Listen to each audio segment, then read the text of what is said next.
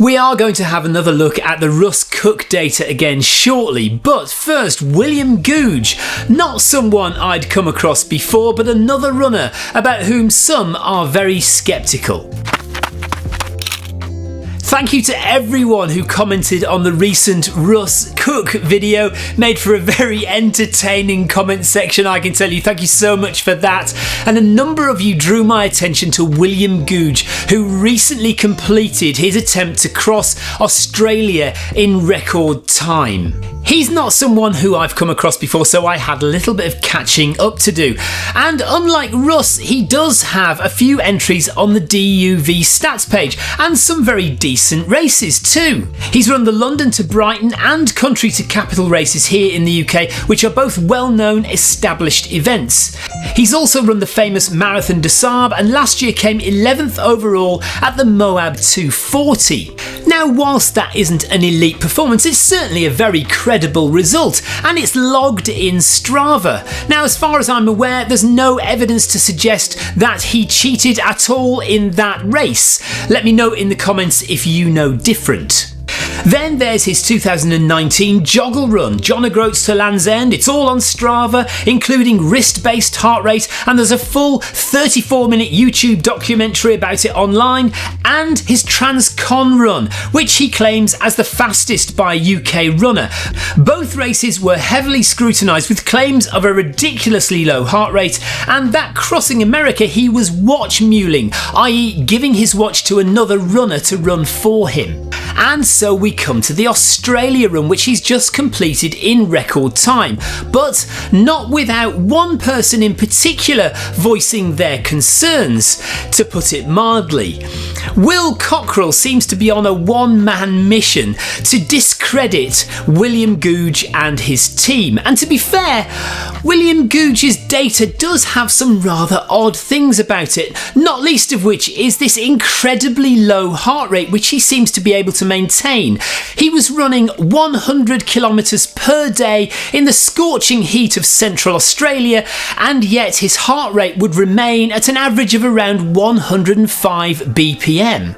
He's also been carrying with him a Garmin InReach tracker, which Cockerell claims has at times recorded speeds of up to 80 kilometres per hour. Now, much the same as in the Russ Cook camp, Goodge has blocked people on social media who've tried to ask legitimate questions about these oddities in his data. The thing is, William Goodge and Will Cockerell do have a history.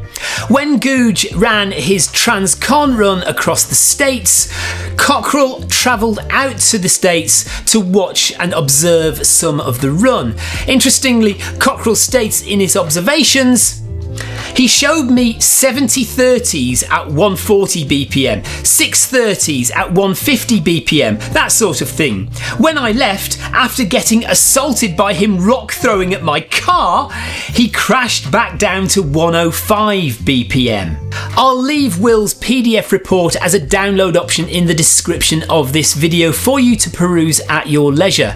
It does make very interesting reading, but it also smacks of a bitter feud between the two, and one that could potentially affect objective observation. Now, I used to own a Garmin InReach myself, but I got rid of it because I found it less reliable than the GPS trace I got from my watch. No point in having both, I thought, and I can completely understand why a few corrupt or missing data packets from the InReach could result in a seemingly impossible speed between 2 points.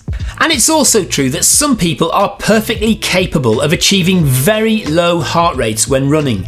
Given the speed of Goodge's running, I'd argue an average of 105 is not impossible.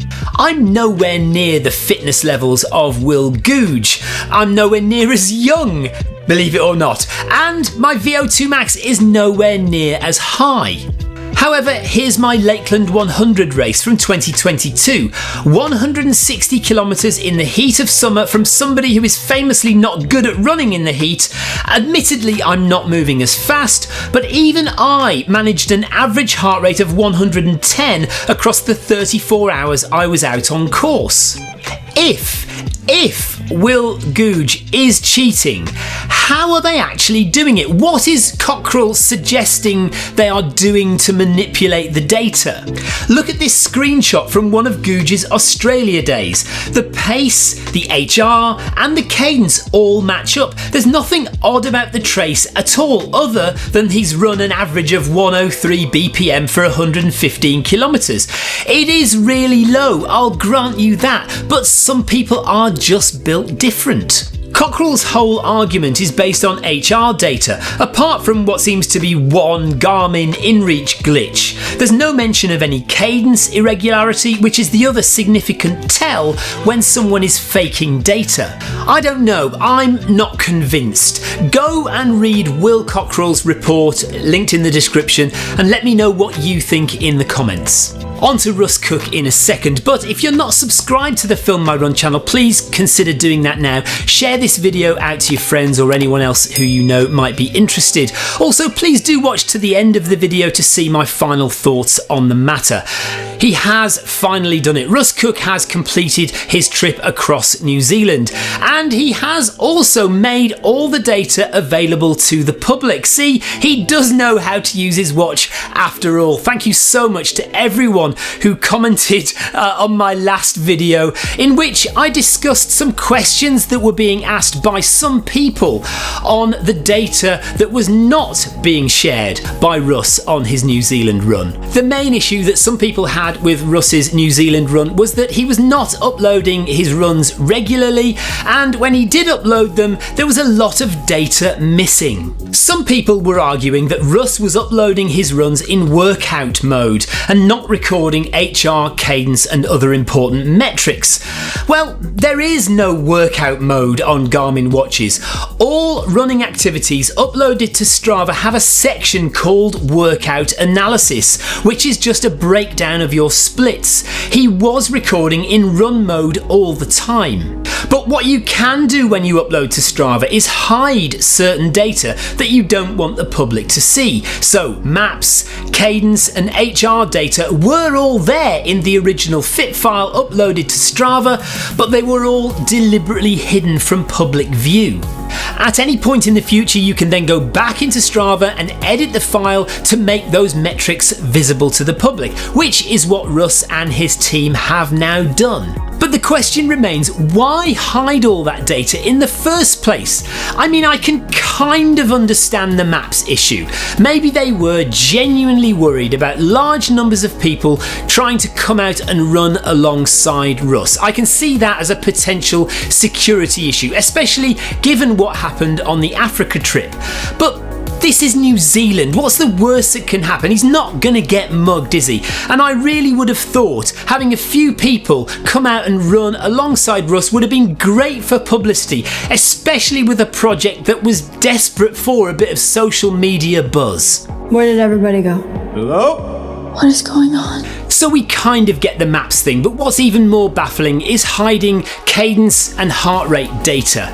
Now, I fully understand and I appreciate and I accept this run for us was just a bit of fun. He wasn't trying to break any records, he wasn't trying to prove anything. Just trying to have a laugh. But given his public profile, there is a wider expectation that he is transparent and that his runs are beyond reproach. A little more openness, honesty and transparency would have saved a lot of headaches. All that social chatter would have gone away in an instant if he just uploaded his Strava data every single day. And Russ was obviously riled up enough about it, it caused him enough stress that he had to block people on his socials. But now that we do have all the data from Russ's run, well, as far as I can see, all the data is there in Strava. Let me know if it's not. What do you think? If you were a skeptic before, do you now accept that Russ did run every step of his New Zealand run? Or, if you were always a Russ fan, I want you down there in the comments lauding it up, shouting victory against the haters. For all those interested in one of the true greats of our sport, friend of the channel John Kelly starts his Appalachian Trail run this coming week, and his last post before doing so tells you everything you need to know about how transparent he will be about what he's doing. He'll be wearing a proper GPS tracker, inviting people to come and run with him, and I can guarantee he won't be blocking anyone on his social media channels. With all that done and dusted, thank you so much for watching to the end. If you've not subscribed to the channel, please do that now and share this video with anyone you know who might be interested. And now, go and watch this video of me being absolutely useless at the Manchester Marathon, and I will see you guys on the start line next time.